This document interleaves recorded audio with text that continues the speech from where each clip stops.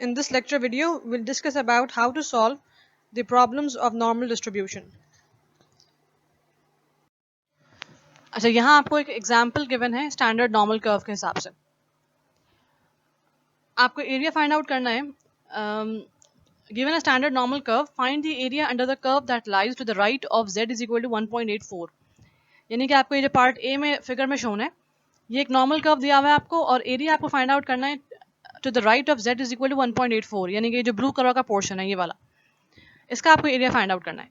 अब जो normal curve आपको टेबल में, अभी टेबल दिखाऊंगी मैं आपको, जैसे आपके बुक के एंड में जो गिवन है, तो वो टेबल में जो भी वैल्यूज होंगी एरिया की, वो हमेशा याद रखें शुरू होगी एक्सट्रीम लेफ्ट से. यानी कि जो कर्व जहाँ से शुरू हो रहा है उस पॉइंट से लेकर वहां तक जहाँ हम z की वैल्यू जिसको फाइंड आउट कर रहे हैं या जिसका हम एरिया फाइंड आउट कर रहे हैं, तो वो लेफ्ट पॉइंट से शुरू होकर इस वैल्यू तक का एरिया होगा कर्व के हिसाब से.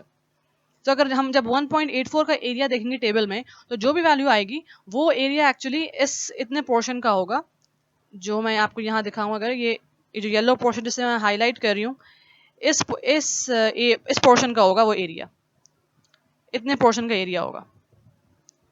ठीक है, यहाँ तक के जहाँ तक ये value z is equal to 1.84 है, और शुरू होगा ये एक्सट्रीम यहाँ से लेफ्ट से, यहाँ से शुरू होके इस पॉइंट से शुरू होके ये जा रहा होगा वहां तक जहां तक का हमको एरिया फाइंड आउट हम कर रहे हैं. तो अगर हम इस पूरा नॉर्मल का जो कर्व है, ये जो पूरा कर्व है including the white and blue दोनों पोर्शंस को जब हम इंक्लूड कर लें, तो ये जो पूरा कर्व है इसका एरिया तो 1 है. ये हमको बात पता है ऑलरेडी. जब हम इंटीग्रेट करेंगे इसको फॉर बोथ एक्सट्रीम वैल्यूज, तो हमारे पास जो आंसर आएगा वो 1 आएगा. तो ये जो ब्लू पोर्शन है उसका एरिया हम आराम से फाइंड आउट कर सकते हैं. 1 में से ये जो येलो पोर्शन है उसको माइनस कर देंगे, तो हमारे पास ब्लू पोर्शन का आंसर आ जाएगा. अब टेबल देखते हैं. अब देखिए ये टेबल आपको दिया हुआ होगा आपके बुक के एंड में. अब हमको एरिया फाइंड आउट करना है 1.84 तक का एरिया. पहले हम यहाँ तक एरिया फाइंड आउट करेंगे, फिर 1 में से माइनस करेंगे. तो अब देखें ये आपको एक्सट्रीम लेफ्ट पे जो कॉलम है ये z का कॉलम है, और इसमें जो whole number along with the first decimal place उसकी वैल्यू गिवन है. जैसे फॉर एग्जांपल 1.8. अब 1.8 यहाँ तक दिया हुआ है, और जो सेकंड डेसिमल प्लेस है उसको आप फाइंड आउट करेंगे ऑन दिस रो. ये जो रो पूरी गिवन है यहाँ से आप लोकेट करेंगे सेकंड डेसिमल प्लेस, यानी कि 0.04. तो 0.04 और यहाँ से 1.8, तो ये क्या बन गया 1.84. तो ये जो वैल्यू आई 1.8 और 0.04 के कॉलम के हिसाब से, यानी 0.9671. तो ये एरिया है इस स्टार्टिंग पॉइंट से लेकर 1.84 यहाँ तक. ठीक है, अब ये आंसर आ गया 0.967. इसको हम 1 में से माइनस कर देंगे, दैट इज 0.0329. ये आपके पास आंसर आ गया इस ब्लू पोर्शन का. Similarly second part,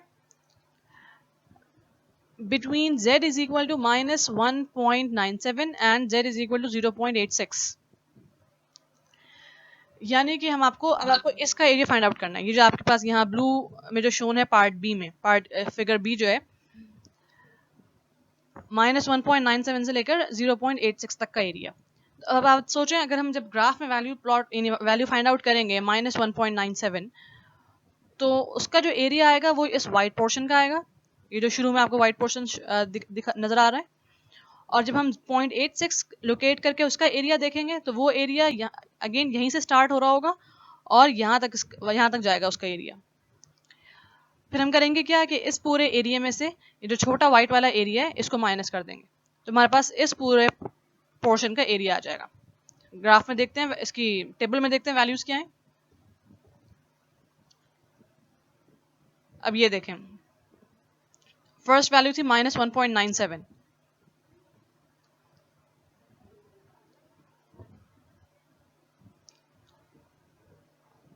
-1.97. अब ये देखें ये आ रहा है -1.9 यहाँ आ गया, एंड 0.07 ये यहाँ से लिया हमने. इसका कलर चेंज कर देती हूँ मैं. 0.07 यहाँ था और -1.9 यहाँ है, तो यानी ये कौन सी वैल्यू आई 0.0244. तो ये 0.0244 इस पोर्शन का एरिया है, ये जो व्हाइट कलर है ना यहाँ तक का, इस पोर्शन का. और अब हम फाइंड आउट करते हैं 0.86 की वैल्यू 0.86। अच्छा, वो इस टेबल में नहीं आएगा, वो हमारे पास दूसरे टेबल में आ रहा होगा, यानी ये जो पिछला टेबल था हमारा।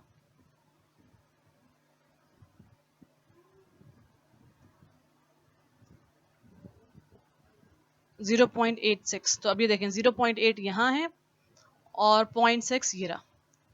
तो ये जो आंसर आएगा यानी कि ये वाला, ये एरिया होगा starting point from the curve से लेकर 0.86 तक का, दैट इज 0.8051। अब हम करना क्या है हमको कि हम अब ये जो नेक्स्ट हमने एरिया देखा था 0.8051, ये एरिया जो है वो यहां से स्टार्ट होके यहां तक का एरिया है, यानी कि इस पूरे एरिया का भी मजीद यहां से पूरा शुरू होके ये पूरा एरिया इसमें शामिल है, यहां तक का पूरा। ठीक है, तो अब हमको करेंगे क्या, हमको फाइंड आउट करना है ये ब्लू पोर्शन का एरिया। तो हम माइनस कर देंगे इसके एरिया में से दिस स्मॉल पोर्शन का एरिया। तो ये क्या बन गया 0.8051 माइनस, और इसका एरिया जो हमने पहले निकाला था माइनस 1.97 का, वो आया था 0.0244। तो माइनस करके आंसर आया 0.7807। तो ये एरिया। अच्छा, ये नेक्स्ट एग्जाम्पल है, इसमें आपको एक नॉर्मल कर्व दिया हुआ है, स्टैंडर्ड कर्व नहीं है, ये नॉर्मल कर्व है, ओरिजिनल कर्व, और जिसका म्यू जाहिर है कोई नॉन जीरो वैल्यू होगी और स्टैंडर्ड डेविएशन भी कोई डिफरेंट वैल्यू है। अच्छा, इसका स्टैंडर्ड डेविएशन है 10 और मीन है 50, और आपको प्रोबेबिलिटी फाइंड आउट करनी है when x is greater than 45 and less than 62। अब ये तो आपके पास वैल्यूज है नॉर्मल कर्व के हिसाब से। तो फर्स्ट ऑफ ऑल आप कन्वर्ट करेंगे इन वैल्यूज को according to the standard normal distribution. तो अब आप इस क्वेश्चन को पहले स्टैंडर्ड नॉर्मल डिस्ट्रीब्यूशन के हिसाब से कन्वर्ट करें, जिसमें जैसे यहाँ जो शोन है ये एक स्टैंडर्ड नॉर्मल डिस्ट्रीब्यूशन के हिसाब से शोन है। ठीक है, तो अब देखें म्यू 50 है नॉर्मल कर्व का और स्टैंडर्ड डेविएशन 10 है, और x1 यानी कि लिमिट्स जो हैं वो x1 45 एंड x2 is 62। तो पहले आप x1 को कन्वर्ट करेंगे z1, और z क्या है, z is the random variable with respect to the standard normal distribution, और x क्या है, random variable with respect to the original question curve, जो आपका क्वेश्चन में जो कर्व दिया हुआ है, ये जो शोन है आपका कर्व ये स्टैंडर्ड नॉर्मल है, इसको कंफ्यूज ना हो इससे। अच्छा, पहले आप x1 यानी कि 45 को कन्वर्ट करेंगे z1 में। तो फॉर्मूला क्या है, x minus mu upon standard deviation. तो 45 माइनस 50 अपॉन 10 ये आ गया माइनस 0.5, दैट इज z1। इसी तरह 62 को आप कन्वर्ट करेंगे, 62 minus mu that is 50 upon standard deviation 10, और आपके पास आंसर आ गया 1.2। अब ये हो गया z2, यानी कि स्टैंडर्ड नॉर्मल डिस्ट्रीब्यूशन के हिसाब से जो लिमिट्स हैं अब वो 45 और 62 नहीं है, बल्कि माइनस 0.5 और 1.2 है। So therefore, the probability when x is greater than 45 and is less than 62, that is equal to the probability of z, where z is greater than minus 0.5 and is less than 1.2. क्योंकि यहाँ आपने conversion कर दी ऊपर, आपने देख लिया कि 45 जो है वो इक्वलेंट है माइनस 0.5 के, where minus 0.5 is the limit of the standard normal curve, जबकि 45 जो है वो ओरिजिनल जो आपका क्वेश्चन में कर्व है जिसका मीन 50 है और स्टैंडर्ड डेविएशन 10 है, उसके हिसाब से 45 इसकी फर्स्ट लिमिट थी। Similarly 62 second limit of x थी, और यहाँ 1.2 जो है वो उसकी इक्विवेलेंट लिमिट है स्टैंडर्ड नॉर्मल डिस्ट्रीब्यूशन यानी कि z के लिए। अच्छा, अब आपको अगर आप इसका फाइंड आउट एरिया करना चाहें तो एक्चुअली जो आपके पास आंसर इसके लिए आएगा वो आप इसका आंसर जब आप फाइंड आउट करेंगे वो उसके बराबर ही होगा। तो हम इसका आंसर फाइंड आउट कर लेते हैं जो कि स्टैंडर्ड नॉर्मल डिस्ट्रीब्यूशन है। अच्छा, this area is shown by the area of the shaded region in figure 6.11, यानी यहाँ जो आपको फिगर शोन है तो ये जो शेडेड एरिया है इसका आपको एरिया फाइंड आउट करना है। This area may be found out by subtracting the area to the left of the ordinate z is equal to minus 0.5 from the entire area to the left of z is equal to 1.2। अब देखें आप कैसे find out करते हैं, जैसे हमने पिछली मैंने एग्जाम्पल में बताया था कि पहले आप एरिया फाइंड आउट करेंगे 1.2 तक का,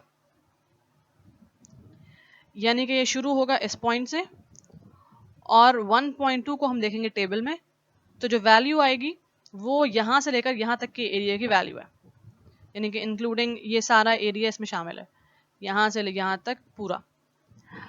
और जब हम एरिया फाइंड आउट करेंगे टेबल में इसी स्टार्टिंग पॉइंट से लेकर माइनस 0.5 तक का, यानी कि यहाँ तक, अब इसका जो एरिया आएगा वो ज़ाहिर छोटा एरिया होगा, तो हम करेंगे क्या, अपना रिक्वायर्ड एरिया फाइंड आउट करने के लिए जो बड़ा एरिया है उसमें से इस छोटे एरिया को माइनस कर देंगे, तो हमारे पास इस ब्लू पोर्शन का एरिया आ जाएगा। अब टेबल में आप वैल्यूज देखें, 1.2 का एरिया देखें, यानी कि 1.20, उसका आप एरिया देखें टेबल में क्या वैल्यू है,